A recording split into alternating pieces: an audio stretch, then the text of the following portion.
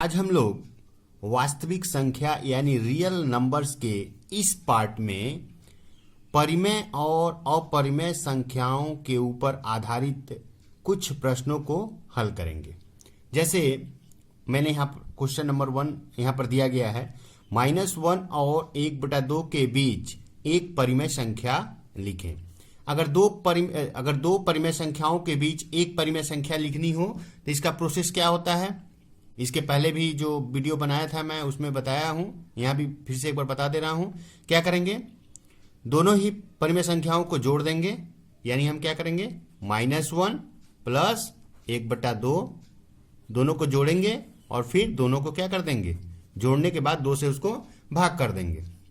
तो ये इसको हम लोग सरल करते हैं। हम लोग देख पा रहे हैं, इसको सरल करेंगे बटा में यहाँ पर कुछ नहीं है यानी 1 है। 1 और 2 का लॉसअप पर क्या आएगा, 2 आएगा।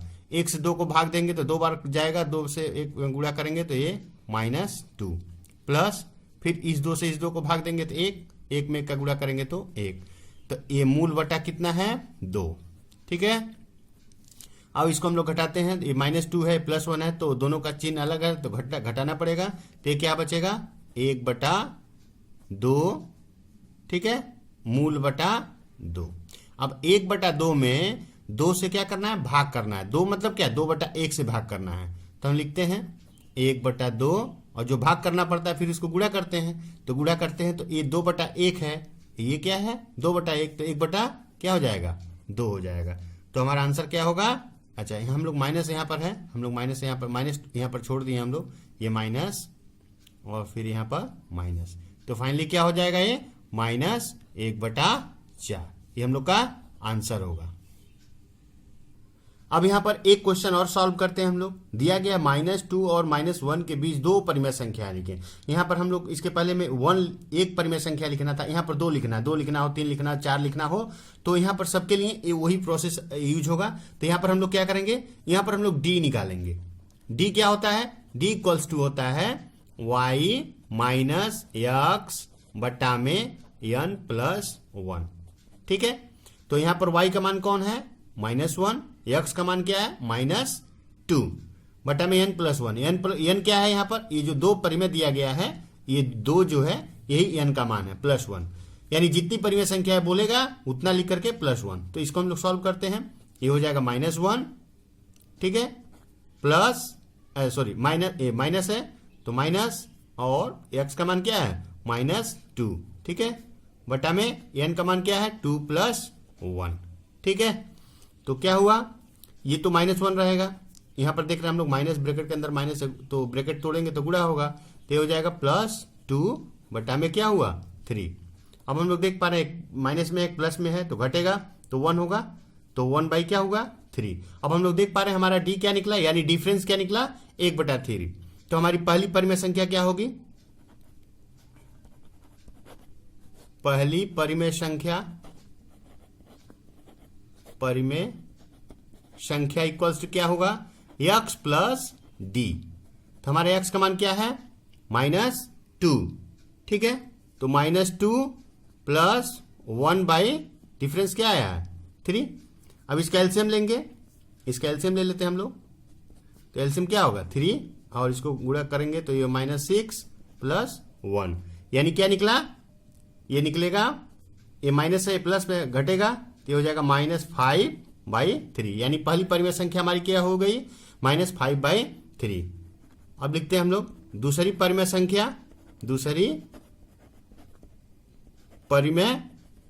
संख्या बराबर क्या होगा, x + 2d। ठीक है, तो x + 2d, तो यहाँ पर x का मान, यहाँ भी वही बात है, -2 + 2d है, तो d = क्या, 1/3, और यहाँ पर 2 है तो 2 से 1/3 में गुणा करेंगे तो क्या निकलेगा, 2/3। यहाँ भी एलसीएम लेंगे तो 3 गुणा करेंगे, 3 दूना 6, -6 + 2, यानी यहाँ पर माइनस है, प्लस में है, दोनों का चिन्ह अलग है तो घटेगा, तो ये हो जाएगा -4/3। ये हमारी दूसरी हो गई।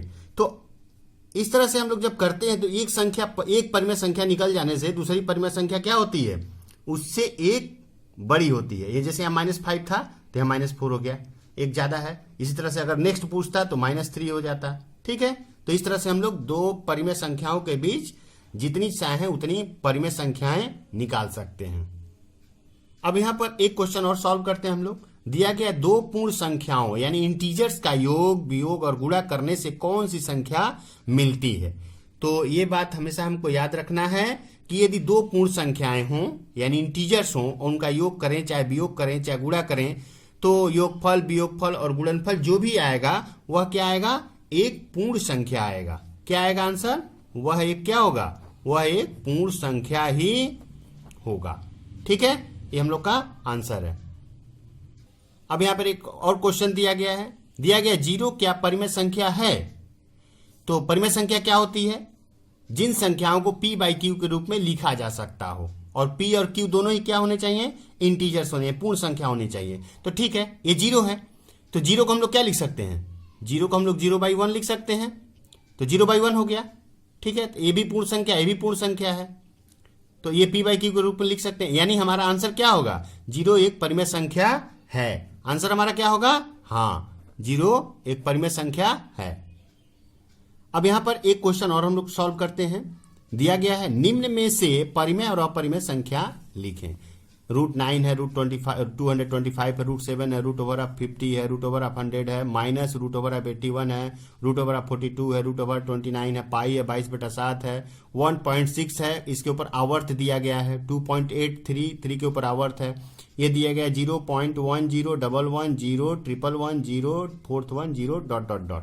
तो इसमें कौन कौन परिमेय है, कौन कौन अपरिमेय है। तो परिमेय का डिफिनीशन हम लोग जानते ही हैं, जिन संख्याओं को p बाई क्यू के रूप में लिखा जा सकता हो, p और q दोनों ही क्या होने चाहिए, पूर्ण संख्या होना चाहिए, यानी इंटीजर्स होना चाहिए। और अपरिमेय क्या होता है, जिनको हम लोग p बाई क्यू के रूप में नहीं लिख सकते हैं। तो सबसे पहले हम लोग √9 को देखते हैं। √9 ये इसका स्क्वायर रूट निकल सकता है, 3 होता है, इसका स्क्वायर रूट 3 होता है, और 3 को हम लोग क्या लिख सकते हैं, 3/1 लिख सकते हैं, यानी p बाई क्यू के रूप में लिख सकते हैं। इसलिए वह क्या हुआ, एक परिमेय संख्या हुआ, यानी हमारा आंसर √9 किस में जाएगा, परिमेय में जाएगा।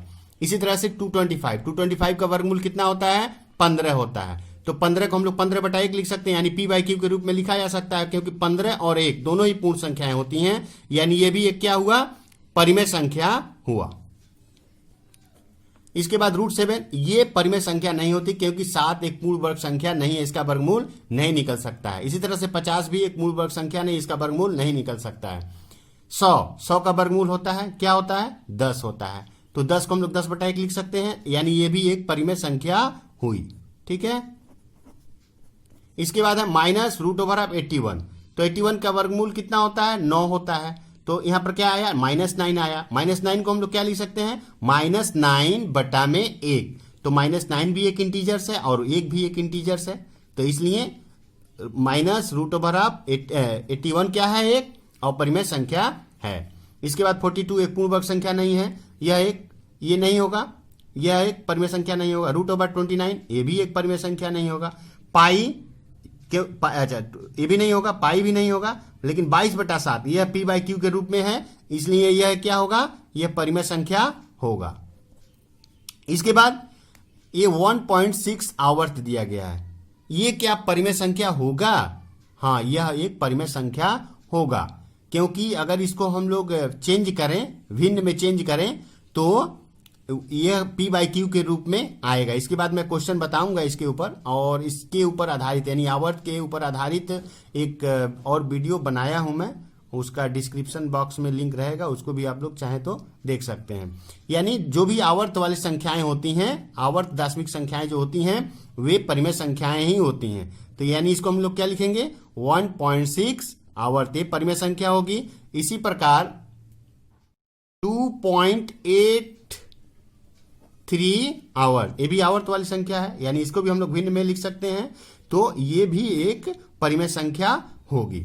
और इसके बाद हम लोग देख पा रहे हैं 0.10 0 11 0 111 0। हम लोग क्या देख रहे हैं, पहले 1 था, फिर 11 हुआ, फिर 111 हुआ, फिर तो इस तरह के संख्याओं को हम लोग आवर्त में नहीं बदल सकते हैं, यानी यह एक नॉन टर्मिनेटिंग अनआवर्त दशमिक संख्या है।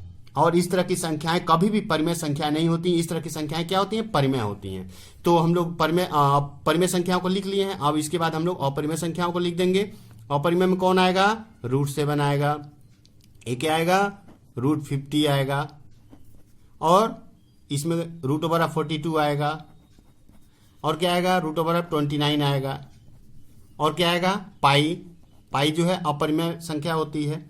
इसके बाद ये यानी 0.1 0 11 0 1 1 0 4 बार 1 0 ... ठीक है। तो इस तरह से हम लोग परिमेय और अपरिमेय संख्याओं को छांटते हैं। पर एक क्वेश्चन और दिया गया है, निम्न संख्याओं को दाशमिक संख्या के रूप में बदलें। तो यहां पर हम लोग देख पा रहे हैं 1/11 5/8 दो भिन्न दिया गया है। किसी भी भिन्न को जब हम लोग दशमलव बदलते हैं तो दो तरह की संख्या मिल सकती है। एक तो प्योरली दाशमिक संख्या यानी दशमलव वाली संख्या, दूसरी क्या आवर्त दाशमिक संख्या मिल सकती है। तो इसको हम लोग चेंज करते हैं। यहाँ क्या दिया गया, पहला क्या दिया गया 1/11 दिया गया, ठीक है। तो 1/11 दिया गया है यानी 11 से 1 में क्या करना है, भाग करना है, ठीक है। तो हम लोग भाग करते हैं। 11 से 1 में भाग जाएगा, नहीं जाएगा, तो हम लोग को क्या करना पड़ेगा, 0 लगाना पड़ेगा। तो तभी नहीं भाग जा रहा है, हमने दशमलव लगा दिया, एक 0 लगाया इसके लिए दशमलव लगा दिया, अभी भी भाग नहीं जा रहा है, एक और 0 लगाएंगे, यहाँ पर भी 0 देना पड़ेगा। कितना बढ़ जाएगा 11 9 99, घटाएंगे तो क्या आएगा 1 आएगा। हम लोग देख पा रहे हैं ऊपर में 1 था, फिर 1 आ गया, यहाँ पर 9 बढ़ गया। इसके बाद फिर हम लोग 2 0 करेंगे तो फिर 0 9 आएगा, ठीक है। यानी फाइनली क्या आया 1/11 बराबर, अगर एक बार और हम लोग करें इसको तो ये आएगा क्या 0 9, ठीक है। फिर 9 99, इस तरह से 1 आएगा, फिर हम लोग कर यानी 0 9 रिपीटिंग होगा। तो इस तरह जब इस तरह की भिन्न को हम लोग दाशमिक संख्या के रूप में बदलते हैं तो क्या लिखेंगे, इसको हम लोग लिखेंगे 0.09। हम लोग देख पा रहे हैं 09 रिपीटिंग है, इसलिए 0 के ऊपर आवर्त और 9 के ऊपर भी आवर्त। आवर्त के ऊपर एक और वीडियो मैं इसके पहले बनाया हूं, उसको चाहें आप लोग तो देख सकते हैं, उसका डिस्क्रिप्शन उसका लिंक जो है हमारे डिस्क्रिप्शन बॉक्स में रहेगा। इसके बाद है 5/8, तो इसको हम लोग क्या करना है 8 से 5 में भाग देते हैं, 5 में भाग देंगे, कितना बढ़ जाएगा 8 6 48, ठीक है।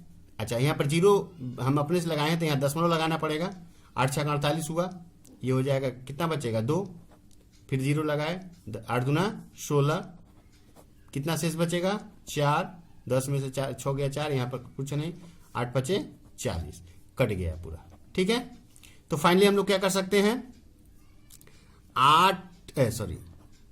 5/8 बराबर क्या आया 0.625, यानी यह कौन सी संख्या है, यह प्योरली डेसिमल नंबर है यानी दाशमिक संख्या है। अब यहां पर एक क्वेश्चन और हम लोग सॉल्व करते हैं। निम्न आवर्त दाशमिक संख्या को p/q के रूप में लिखें, यानी भिन्न के रूप में हमको लिखना है। तो इसके ऊपर आधारित एक वीडियो मैं इसके पहले भी बना चुका हूं, जिसका डिस्क्रिप्शन बॉक्स में लिंक रहेगा, आप लोग चाहें तो उसको पूरा देख सकते हैं, वहां पर पूरा इसका डिटेल्स दिया हुआ रहेगा। तो इसको हम लोग करते हैं, जैसे 0.3 है, 0.3 आवर्त है, इसको हम लोग क्या लिख सकते हैं, इसको लिखने का तरीका क्या होता है, ये जो संख्या जितनी संख्या दी गई पूरी संख्या हम लोग यहां पर लिख देते हैं, माइनस हम लोग क्या करते हैं देखते हैं कि किन किन संख्याओं पर आवर्त नहीं है। तो यहां पर ऐसी कोई संख्या नहीं है जिसके ऊपर आवर्त नहीं है, यानी यहां पर क्या होगा 0, ठीक है। उसके बाद दशमलव के बाद देखते हैं, दशमलव के बाद कितनी संख्याओं पर आवर्त है, जितनी संख्याओं पर आवर्त रहेगा उतना बार 9 लेंगे। यहां पर दशमलव के बाद एक संख्या है आवर्त है तो एक बार 9 लिए, और दशमलव के बाद यदि और कोई ऐसी संख्या होती जिसके ऊपर आवर्त नहीं होता तो उसके लिए यहाँ पर 0 देना पड़ता, लेकिन यहाँ पर ऐसा कोई बात नहीं है, तो इसलिए हम लोग इसको फाइनली करेंगे 3/9 कटेगा, 3 1 कम 3 3 3 के 9, यानी ये हो गया क्या 1/3, ये p/q के रूप में हो गया। इसी प्रकार 1.3 आवर्त है, 1.3 के ऊपर आवर्त है। इस तरह के सम को क्या कर सकते हैं हम लोग, दो तरीके से कर सकते हैं, क्या 1 प्लस, इसको दो भाग में तोड़ सकते हैं, 1 प्लस 0.3 आवर्त करके, जैसे हम लोग ऊपर किए ऐसे करेंगे, नहीं तो डायरेक्ट भी कर सकते हैं। डायरेक्ट कैसे करेंगे, पूरा लिखे 13 है दिया हुआ 13 लिख दिए, माइनस जिसके ऊपर आवर्त नहीं है उसको हम लोग घटा देंगे। हम लोग देख पा रहे हैं एक के ऊपर आवर्त नहीं है, एक को हम क्या कर देंगे घटा देंगे, ठीक है। इसके बाद क्या करेंगे, दशमलव के बाद देखेंगे, इसके नीचे वाला काम क्या होता है सब दशमलव के बाद वाली संख्याओं से होता है। यहाँ पर 3 है, 3 के ऊपर आवर्त है, यानी एक संख्या के ऊपर आवर्त है इसलिए 1 9, और दशमलव के बाद ऐसी कोई संख्या नहीं जिसके ऊपर आवर्त नहीं है, इसलिए यहाँ पर 0 देने की आवश्यकता नहीं है। अगर यहाँ पर अगर कोई ऐसी संख्या होती जिसके ऊपर आवर्त नहीं होता तो हम लोग यहाँ पर 0 लगाते, तो यहाँ पर नहीं है तो नहीं लगाएंगे, तो हो जाएगा 12/5 9 कटेगा, 3 चौको 12, 3 तरीके 9, ये भी हमारा हो गया 4/3। इसी प्रकार 0.54 आवर्त। ठीक है, तो पहले क्या क्या करेंगे, पूरी संख्या लिख दिए, माइनस जिसके ऊपर आवर्त नहीं है उसको लिखेंगे, -5 कर दिए, बटा में दशमलव के बाद कितनी संख्या पर आवर्त है 1, तो इसलिए 1 9, दशमलव के बाद कितनी संख्या पर आवर्त नहीं है 1, इसलिए 1 0। तो यह क्या हो जाएगा 49/54 में से 5 घटेगा 49 बटा में 90। ये हम लोग का क्या हुआ, आंसर हुआ। यहाँ पर एक क्वेश्चन और हम लोग सॉल्व करते हैं। दिया गया 1/7 और 2/7 के बीच एक अपरिमेय संख्या लिखें। तो जैसा हम लोग देख पा रहे हैं 1/7 2/7 दोनों ही परिमेय संख्याएं हैं और दो परिमेय संख्याओं के बीच हमें एक अपरिमेय संख्या लिखनी है। तो यह बात हमको जान लेना चाहिए कि दो परिमेय संख्याओं के बीच, यानी ये दोनों परिमेय हैं, इन दोनों परिमेय संख्याओं के बीच असंख्य परिमेय संख्याएं होती हैं। ठीक है, यानी दो परिमेय संख्याओं के बीच असंख्य परिमेय संख्याएं और अपरिमेय संख्याएं होती हैं। तो सबसे पहले दो परिमेय संख्याओं के बीच अपरिमेय संख्या लिखने के लिए दो परिमेय संख्याओं को हम लोग को भिन्न दशमलव के रूप में बदलना पड़ेगा, दशमिक संख्या के रूप में बदलना पड़ेगा। और यदि 1 में हम लोग 7 से भाग दें तो ये जो नंबर मिलेगा ये हम लोग को कुछ ऐसा मिलेगा 0.142857। इतना बार करने के बाद फिर आएगा 1 4 2 8 7 5, यानी यहां से लेके यहां तक क्या होगा, आवर्त होगा, यानी ये रिपीटिंग नंबर्स ये सब आएंगे। इसी प्रकार यदि 2/7 को हम लोग दशमलव में बदलें, दशमलव में ले जाएं, तो वह भी एक आवर्त वाली संख्या मिलेगी और वो क्या होगा 0.2857। और उसके बाद ये जो आया है पूरा का पूरा ये रिपीटिंग नंबर आएगा, ये 4 2 8 5 7। ठीक है, मैंने यहाँ पर भाग करके नहीं दिखाया क्योंकि इस भाग करने में समय ज़्यादा लगेगा, समय को बचाने के लिए मैं ऐसा काम किया हूँ। आप लोग इसको करके चेक कर लीजिएगा। तो हमारी ये दोनों परिमेय संख्याएं मिल गई हैं। अब इन दोनों परिमेय संख्याओं के बीच मुझे कोई भी एक अपरिमेय संख्या लिखना है, तो इसके लिए हम लोग कोई भी एक अपरिमेय संख्या लिख सकते हैं। जैसे मैं यहाँ पर लिख रहा हूँ, यहाँ पर क्या है 1 4, यहाँ 1 है, यहाँ पर 2 है, तो स्वाभाविक बात ये बड़ी है और ये छोटी है। ठीक है, तो यहाँ पर 8 है और यहाँ पर क्या है 4 है, तो 4 से ज़्यादा कुछ भी हम लोग चाहें तो यहाँ पर क्या कर सकते हैं, लिख सकते हैं। ठीक है, तो हम क्या लिख सकते हैं, यहाँ पर एक अपरिमेय संख्या लिख रहे हैं हम लोग 0, यहाँ हम 1 ही लिख दिए। 4 के बाद कुछ दूसरी संख्या लेते हैं हम लोग, 5 ले लिए तो 5 लिख दिए, 1 ले लिए, फिर क्या लिख लेंगे, नॉन टर्मिनेटिंग आवर्त वाली संख्या यहाँ पर लेनी पड़ती, क्योंकि नॉन टर्मिनेटिंग आवर्त वाली संख्या जो होती वही अपरिमेय संख्या होती। 1 5 1 5 5 1 5 5 1 4 बार 5 ... यानी इस प्रश्न का उत्तर बहुत सारा हो सकता है। तो वे सभी नंबर्स जो इन दोनों के बीच में स्थित होंगे सभी क्या होगा, इस तरह का आंसर होगा। अब यहाँ पर एक क्वेश्चन और हम लोग सॉल्व करते हैं। हम लोग देख पा रहे हैं क्वेश्चन में दो अपरिमेय संख्या दी गई, एक अपरिमेय संख्या ये है और एक अपरिमेय संख्या ये है। ये दोनों अपरिमेय क्यों हैं, क्योंकि हम लोग देख पा रहे हैं यहाँ पर ये नॉन टर्मिनेटिंग डेसिमल नंबर हैं, यानी 2 3 2 3 3 2, यानी इनको आवर्त के रूप में भी हम लोग non terminating non recurring number, ये भी non terminating non recurring number है। तो इसलिए ये अपरिमेय संख्या, इन दोनों संख्याओं के बीच हमें दो अपरिमेय संख्याएं लिखनी है। तो हम लोग देख पा रहे हैं ये 0.2 है, इधर भी 0.2 है, ये 3 है, ये 1 है, यानी ये बड़ी है और ये क्या है, छोटी है। ठीक है, तो 0.21 के बाद कोई भी नंबर लेकर के हम लोग यहाँ पर क्या कर सकते हैं, दो अपरिमेय संख्याएं लिख सकते हैं। तो क्या क्या लिख सकते हैं, कुछ भी लिख सकते हैं हम लोग। जैसे हमने यहाँ पर लिख दिया 0.21 3 1 3 3 1 3 3 1, इस तरह से क्या होगा, ये चलता रहेगा 2 1 3 1 3 3 1 3 3, इस तरह से ये कंटिन्यू हो जाएगा। इसके बाद क्या लिख सकते हैं, और इसके बाद दूसरी ले लेते हैं हम लोग 0. क्या लेते हैं हम लोग, 2 हो गया, हम लोग 22 लेते हैं, 2 0 2 2 0 2 2 0। इस तरह से असंख्य संख्याएं, असंख्य परिमेय संख्याएं इन दोनों संख्याओं के बीच, माने अनकाउंटेबल, दो अपरिमेय संख्याओं के बीच अनकाउंटेबल अपरिमेय संख्याएं होती हैं। बस उनको लिखने का तरीका हमको जानना चाहिए। जैसे मैं यहां पर बोला हूं 21 था, ये 23 है, ठीक है। तो 21 के बाद 2 है, तो हमने 21 के बाद क्या लिया है, 3 लिया है। यहां पर 22 लिया है, 22 के बाद 0, यानी कुछ भी लेने से इसके बीच में होनी चाहिए। तो इस तरह से हम लोग दो अपरिमेय संख्याओं के बीच असंख्य अपरिमेय संख्याओं को लिख सकते हैं। अच्छा, ये अभी मैं जो बताया दो परिमेय संख्याओं के बीच अपरिमेय संख्या, तो यह फ्रैक्शन में दिया हुआ था, यानी भिन्न में दिया हुआ था। यह दशमलव में दिया जा सकता है, ठीक है, रूट में दिया जा सकता है, किसी भी तरह से देगा तो उसको हम लोग सबसे पहला काम क्या होगा, उसको हम लोग क्या करेंगे, उसको डेसिमल में चेंज करेंगे। जैसे यहाँ पर डेसिमल में चेंज किया गया, यहाँ भी ये डेसिमल में दिया गया है, तभी हम लोग अपरिमेय संख्या को लिख पाएंगे। यदि आपको ये मेरा वीडियो पसंद आए तो मेरे चैनल को सब्सक्राइब करिए और लाइक करिए।